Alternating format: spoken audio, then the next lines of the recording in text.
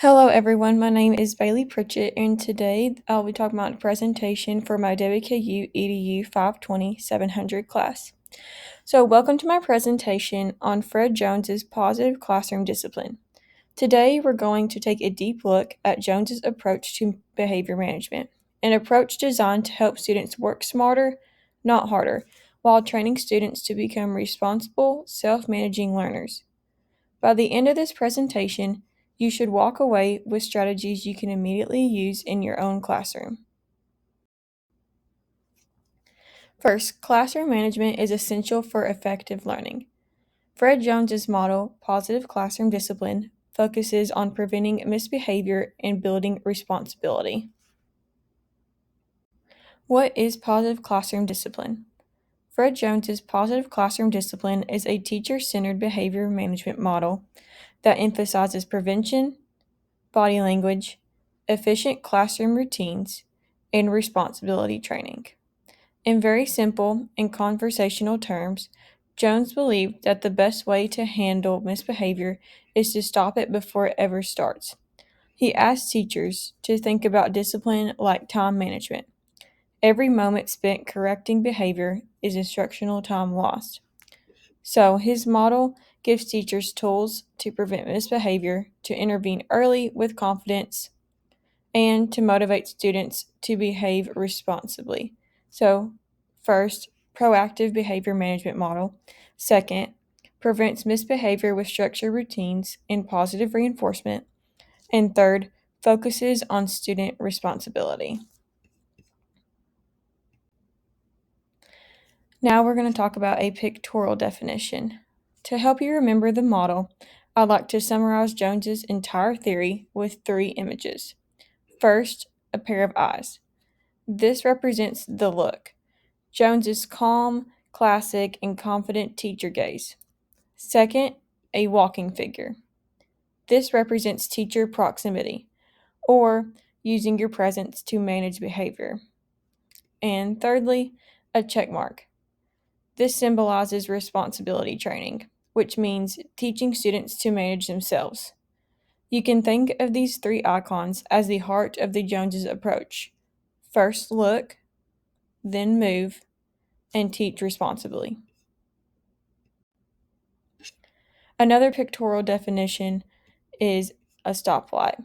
So this can be remembered easily through a simple stoplight image. The green light, which at the bottom of a stoplight, represents prevention. This is where most of Jones's work happens. So this includes setting up the classroom with clear routines, organized space, and engaging instruction so misbehavior is avoided before it even starts. In the middle is the yellow light, which represents early intervention.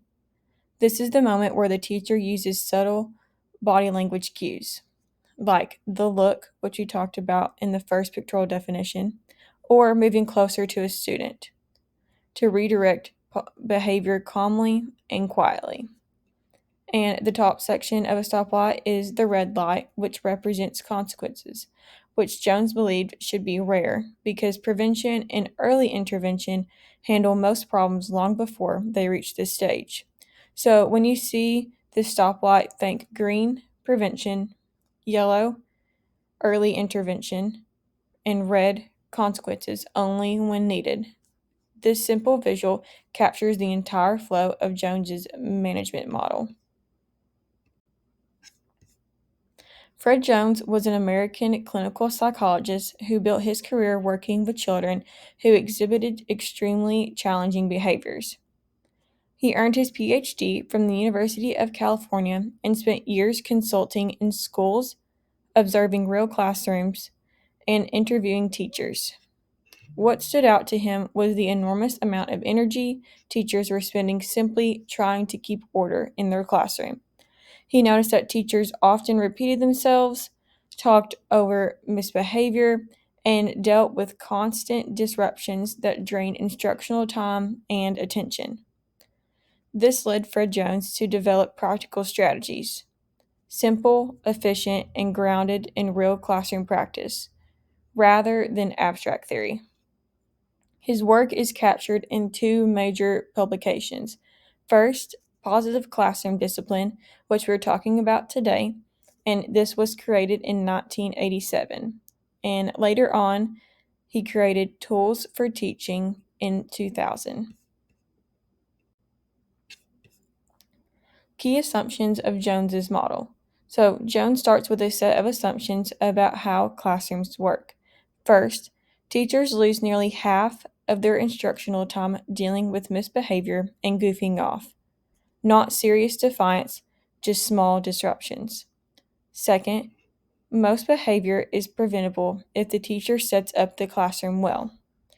Third, students should learn responsibility, not just obedience. And fourth, finally, teachers need strategies that conserve energy rather than requiring more of it. These assumptions form the foundation of Jones's entire model. One of Jones's biggest ideas is that classroom discipline structure is discipline. So first, component 1 is classroom structure and routines. A poorly organized room leads to congestion, confusion, and wasted time. These conditions where misbehavior grows naturally. Jones encourages teachers to design their room layout so students can move smoothly, access materials easily, and follow effective routines without needing constant directions. This includes routines for entering the room, sharpening pencils, turning in assignments, group transitions, and more. When students know what to do and how to do it, they don't need to ask for constant guidance and they don't have the opportunity to get off task. So, again, component 1 is organized room layout, easy flow of movement, routine based transitions, and materials prepared and easily accessible for students. Component 2 Body language. One of the most memorable parts of Jones's model is his emphasis on body language. He believed that teachers send powerful messages with their posture, facial expressions, and movement. The look, which we talked about in the pictorial definition, is calm, confident, and firm, not angry or threatening.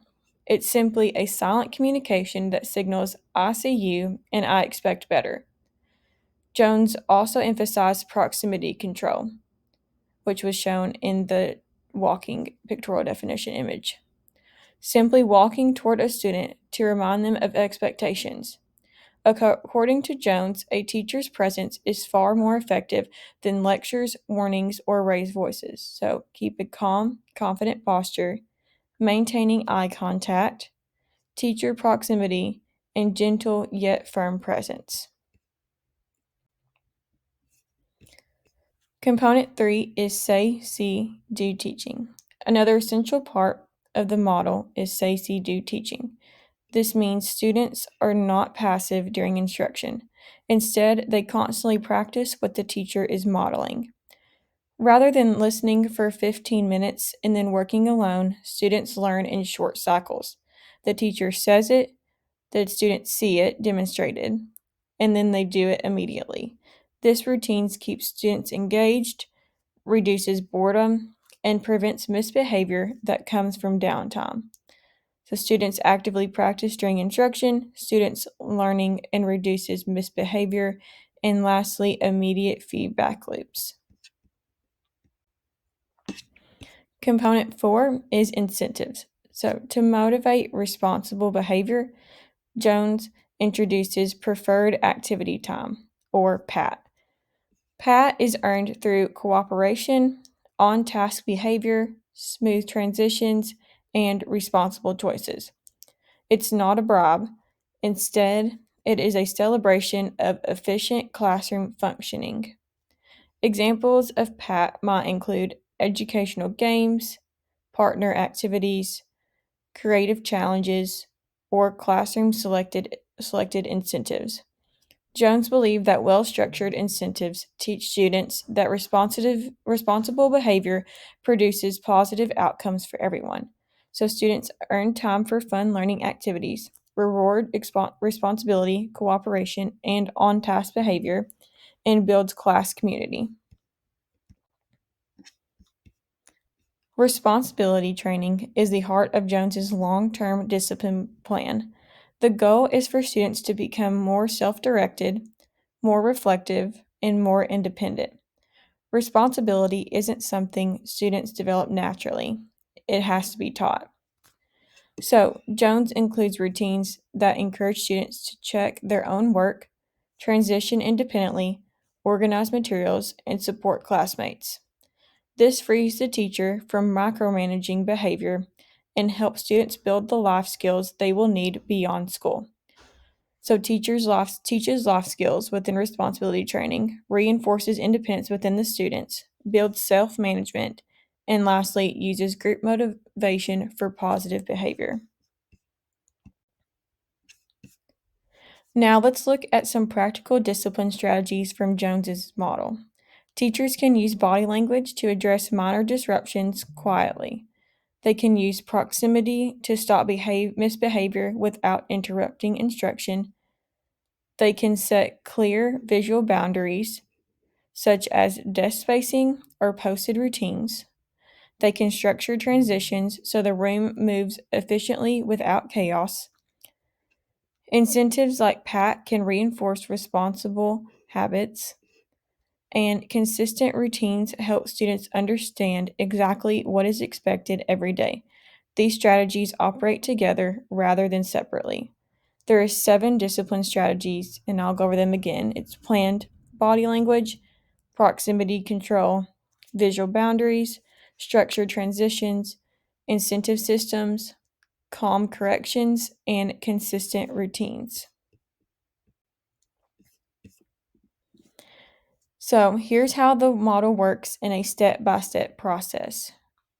So first, teachers prevent misbehavior by designing the room and establishing routines. So they prevent misbehavior with structure and routines. Second, they intervene early with quiet body language cues. Third, they keep students engaged with say, see, do teaching so attention stays focused. Fourth, they reinforce positive behavior through incentives like PAT. And finally, they train students to internalize responsibility so the teacher doesn't always have to step in. It is a continuous cycle of prevention, engagement, reinforcement, and training. So, there are some benefits to Jones's positive classroom discipline model. One benefit is that it dramatically reduces teacher stress and burnout. When you don't have to repeat directions or lecture about behavior, you save energy. Another benefit is that you gain back instructional time. Jones himself was driven by the realization that even small disruptions steal precious teaching minutes. The model also creates a calm, positive classroom environment where expectations are very clear. And because it teaches responsibility and self management, students grow both behaviorally and academically. These strengths have made Jones's model popular for decades, and this model is also effective for large or diverse classrooms.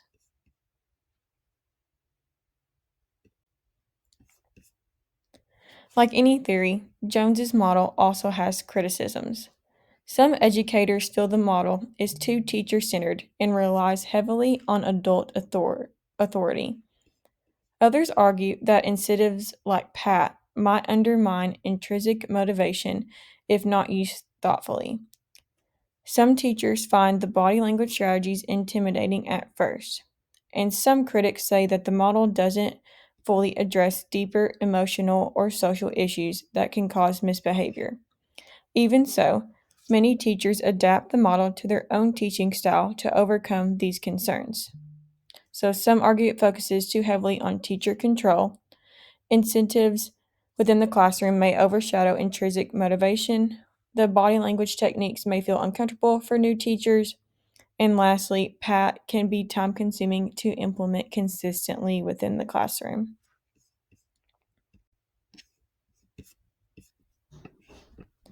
Despite these criticisms, Jones' model is extremely useful for real teaching practice. Classrooms today are busy, diverse, and full of competing demands. Teachers need strategies that are practical, efficient, and effective. Jones's method helps teachers maintain authority without raising their voices, reduce transition times, and engage students more actively. The model is especially useful in classrooms with large numbers of students or where structure is essential. Ultimately, Jones's approach helps create a positive learning environment where teaching and learning can occur smoothly. So, it's useful in that it prevents student misbehavior before it starts. It builds independence again within students, helps teachers maintain calm authority when misbehavior happens, improves workflow and reduces the wasted time, and lastly, high practicality, which is usable day one from the start of teaching. So let's go through a simple example of how Jones's method works. Imagine a student talking during independent work time. Instead of stopping instruction, calling out their name, or giving a lecture, the teacher simply walks toward the student while continuing to teach. The student notices the teacher's presence, then stops talking, and returns to work. No confrontation, no disruption, and no loss of instructional time. This small interaction represents the power of body language and teacher presence in Jones's model. So, Jones's approach is 1. Teacher walks slowly toward the student. 2. Gives the look, which was in our pictorial definition. 3. Student redirects behavior. 4. No verbal interruption. 5. Classroom continues smoothly. To summarize, Fred Jones's positive classroom discipline is built on the idea that prevention is far more effective than correction. He teaches teachers to use body language confidently, to structure their classrooms with precision, to keep students actively engaged, and to use incentives to reinforce responsible behavior. Over time, students learn to manage themselves, which frees teachers to focus on what matters most, helping students learn. This model remains a valuable contribution to the field of classroom management and continues to be used in classrooms around the world. So, first, to summarize again, the Joneses model, just prevention from any misbehavior, constantly engaging your students in work with no wasted time throughout the classroom. 3. Reinforce the consequences and prevention and daily routines and have students in a routine. When students are in a routine, they're less likely to misbehave and act up. And 4th, train, just keep on reinforcing the routines daily. So these are the references I used for this presentation. First, Charles and Center from Building Classroom Discipline through Pearson. Second, Emmer and Sobrani, which is a Handbook of Classroom Management by Rutledge. Third, Jones, which is Positive Classroom Discipline, which we talked about today from McGraw-Hill.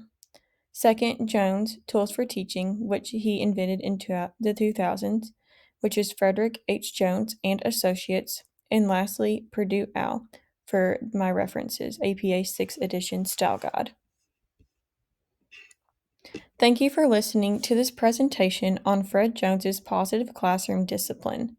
I hope the ideas we explored today gave you practical tools for managing behavior, saving instructional time, and fostering a classroom community built on responsibility and respect. If you have any questions, I'd be happy to answer them. Thank you.